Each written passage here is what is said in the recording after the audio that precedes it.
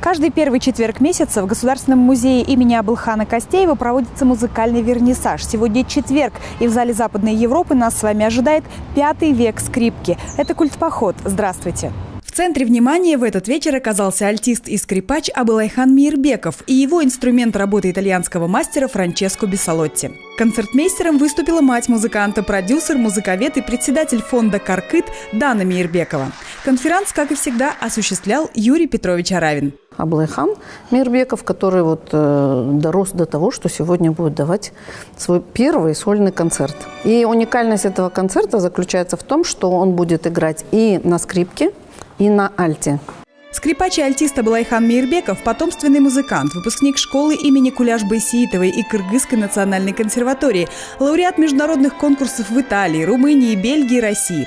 Участник мастер-классов Спивакова, Груберта, Винницкого, Пьеру и других именитых скрипачей.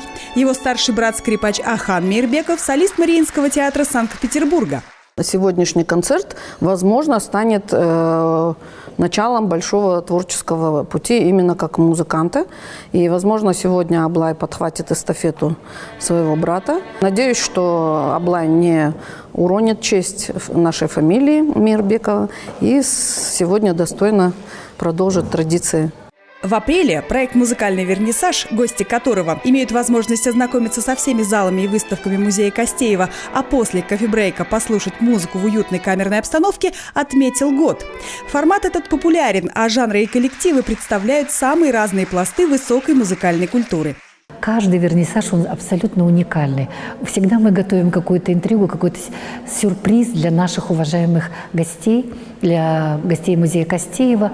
И здесь вы видите ведущих музыкантов. Следующий музыкальный вернисаж ожидает нас в начале июня, а пока наслаждаемся скрипкой. Культурных вам будней и интересных выходных. И, конечно же, с праздником Великой Победы. Алевтина Мадьярова, Культпоход, Алматы.